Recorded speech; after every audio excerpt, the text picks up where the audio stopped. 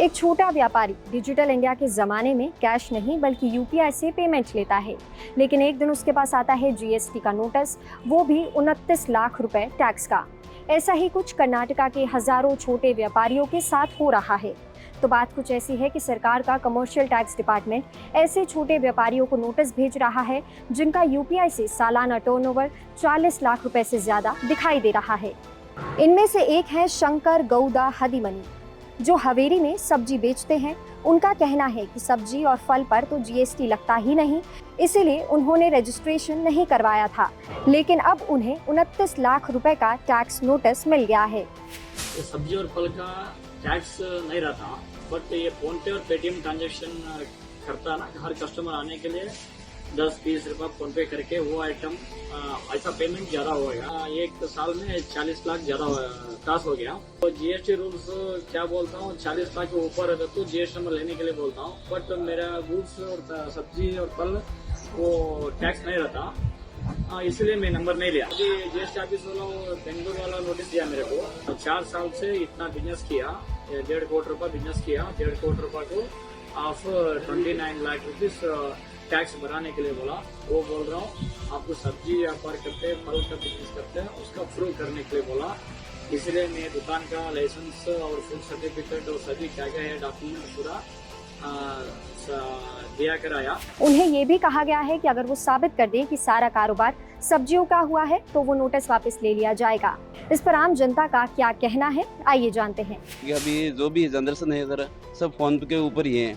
अब फोन पे नहीं लेंगे तो सबको तकलीफ होगा, व्यापार कट होगा, हम रोड पे आ जाएंगे, सबको तकलीफ होगी सर। हमारे को पहले गवर्नमेंट ने इन्फॉर्मेशन दिया नहीं था कि हम इतना ट्रांजेक्शन करो, हम आपको नोटिस देंगे, वो देंगे। तो अभी गवर्नमेंट इमीडिएटली वो सबको नोटिस थमा रहे हैं, तो हमारे को उसके बारे में सबकी तकलीफ हो रही है। तो जो भी है उसके फैसला गवर्नमेंट को जल्दी से जल्दी लेना चाहिए, क्योंकि हम जो फोन पे नहीं लेंगे तो व्यापार भी कट होगा।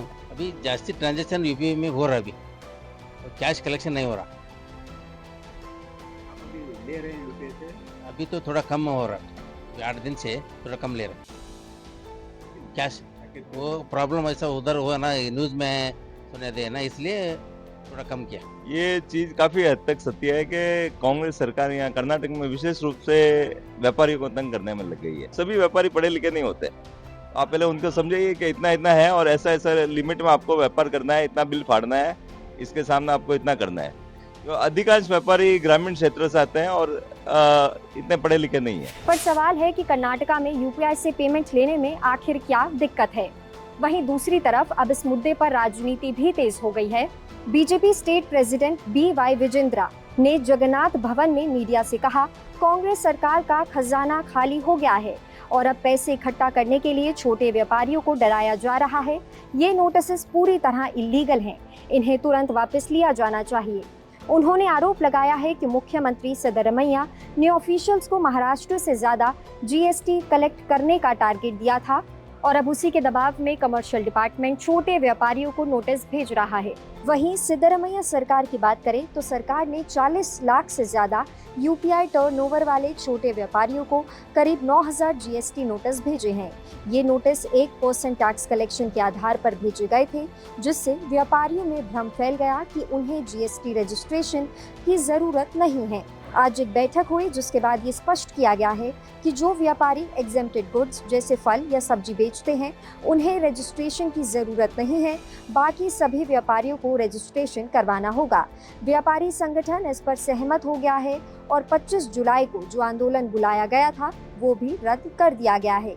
आपकी इस मामले पर क्या राय है, हमें कमेंट सेक्शन में जरूर बताएं और ऐसी ही खबरों के लिए देखते रहें जी बिजनेस।